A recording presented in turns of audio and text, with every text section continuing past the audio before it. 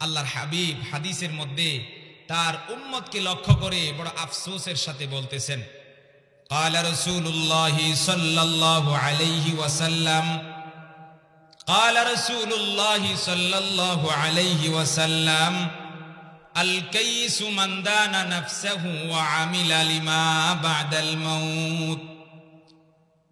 তোমাদের মধ্যে সবচাইতে জ্ঞানী এবং বিচক্ষণ ওই ব্যক্তি, তোমাদের মধ্যে সবচাইতে বিচক্ষণ এবং বুদ্ধিমান ওই ব্যক্তি যে সব সময় নিজের জীবনটাকে হিসাবের সাথে চালায়, পরিচালনা করে, মৃত্যুর পরবর্তী জীবনের জন্য সব সময় ইবাদত বন্দেগী করে।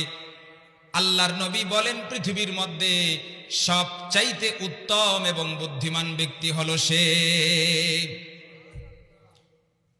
আল্লাহর নবী এই হাদিসের শেষ অংশে গিয়ে বলেন, ওয়াল আজিজু মান আতবাআ নাফসাহু হাওয়াহা ওয়া তামান্না আলাল্লাহ।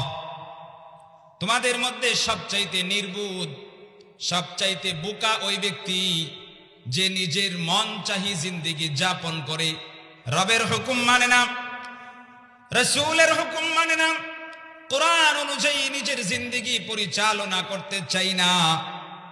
এভাবে যে ব্যক্তি চলে, আল্লাহর হাবিব বলেন ওই ব্যক্তি হলো সবচাইতে নির্বুধ যে নিজের মন চাহি জিন্দেগি করে, গুনাহের কাজ করে, আর রব্বুল আলামিনের কাছে ক্ষমার আশা করে। এমন মানুষ আছে না নাই বলেন? যৌবনকাল, একদম ফুটন্ত যৌবন, রবের হুকুম মানে না, রসুলের হুকুম মানে না, মন চাহি জিন্দেগি, নামাজ নাই, রোজা নাই, আল্লাহর বিধানের ব্যাপারে কোনো পরোয়া নাই, গুনাহ করছে কেন? রব্বুল আলামিনের কাছে মাফ চেয়ে নিব, তিনি ক্ষমা করে দিবেন। এটা বড় বোকামি।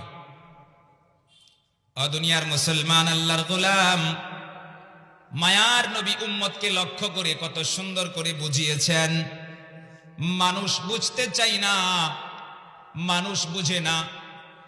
এই উম্মতের দাম কতটুকু উম্মত যদি বুঝতে পারত, তাহলে উম্মত কোনোদিন কোনো পাপ কাজে লিপ্ত হতো না। জোরে জোরে বলেন সুবহানাল্লাহ। আমাদের সমাজের মধ্যে এমন অনেক মানুষ আছে, আল্লাহর এই দুনিয়ার মধ্যে এমন অনেক মানুষ আছে যারা পিতামাতার কথা শুনে না। বলেন আছে না নাই? অনেক মানুষ আছে কনকনা শীতের মধ্যে সন্তান নিজের কামরাটার মধ্যে হিটার লাগিয়ে গরম করে ঘুমায় সন্তানদেরকে নিয়ে। মা বাবা প্রচন্ড শীতের কারণে থরথর করে কাঁপতে কাঁপতে সারাটা রাত অতিবাহিত করে, সন্তান বেখবর। বলেন আছে না নাই? দুনিয়ার মুসলমান, কাজীপুরার মানুষ, আপনাদেরকে বলে যাই, আল্লাহর হাবিব সাহাবীদেরকে বলেছেন বড় আবেগময় দরদ মাখা কণ্ঠে, আরো বহু বছর পূর্বে বনি ইসরাইল নামক একটা জাতি ছিল। ওই জাতির মধ্যে একজন বড় আল্লাহওয়ালা ছিলেন, বড় বুজুর্গ ছিলেন, যার নাম হলো জুরাইজ। বলেন কি নাম? জুরাইজ। আলহামদুলিল্লাহ, আল্লাহর নবী আমাদেরকে বুঝাইছেন একটা ঘটনার মাধ্যমে। জুরাইজ নামে একজন ব্যক্তি ছিল, যে জুরাইজ সারাটা দিন ইবাদত বন্দেগী করেছে, রব্বুল আলামিনের কথা মতো সব সময় জিন্দেগি যাপন করেছে। কোন একদিন জুরাইজের মা হঠাৎ করে জুরাইজের খানকায়, যেখানে সে ইবাদত বন্দেগী করত, খানকার দরজার সামনে গিয়ে ডাক দিয়ে বলে, জুরাইজ, আমি তোর মা, আমি তোর কাছে এসেছি একটা বড় প্রয়োজন নিয়ে। তেমন কোনো প্রয়োজন না, তোর সাথে আমি 2 মিনিট কথা বলে চলে যাব। বাবা জুরাইজ, তুই দরজাটা খোল। ওই সময় জুরাইজ নামাজ পড়তেছিলেন। নামাজ পড়া অবস্থায় মনে মনে ভাবতে লাগলেন, একদিকে আমার মা, আর একদিকে আমার নামাজ। ওগো আল্লাহ, আমি কি করব, আমার কি করা উচিত? ভাবতে ভাবতে চিন্তা করলো, মা চলে যাই, চলে যাক, নামাজ আমি ছাড়বো না। নামাজ পড়তে লাগলো। মা কিছুক্ষণ পর্যন্ত সেখানে অপেক্ষা করে চলে গেলেন। পরের দিন আবার জুরাইজের খানকার দরজার সামনে এসে বলে, বাবা জুরাইজ, আমি তোর মা, গতকাল আমার ডাকে সাড়া দিস নাই, আজকেও আমি এসেছি তোর সাথে অল্প সময় দুইটা কথা বলে আমি চলে যাব। বাবা দরজাটা খোল। দ্বিতীয় দিন জুরাইজ ওই সময় আবার নামাজ পড়তেছিলেন। চিন্তা করলেন একদিকে আমার মা আর একদিকে নামাজ, আমি কি করব। শেষ পর্যন্ত ভাবলেন মা চলে যাক, নামাজ আমি ছাড়বো না। অনেকক্ষণ পর্যন্ত মা অপেক্ষা করে চলে গেলেন। তৃতীয় দিন আবার মা গিয়ে জুরাইজের খানকার দরজার সামনে উপস্থিত, ডাক দিয়ে বলে, জুরাইজ আমি তোর মা এসেছি, তোর সাথে 2টা মিনিট অল্প সময় কথা বলে চলে যাব, বাবা দরজাটা খোল। জুরাইজ তৃতীয় দিন ওই সময় নামাজে চিন্তা করে, একদিকে আমার নামাজ ওগো আল্লাহ, আর একদিকে আমার মা, কি করা উচিত। ভাবতে ভাবতে তৃতীয় দিন সে চিন্তা করে, মা চলে যাক, নামাজ আমি ছাড়বো না।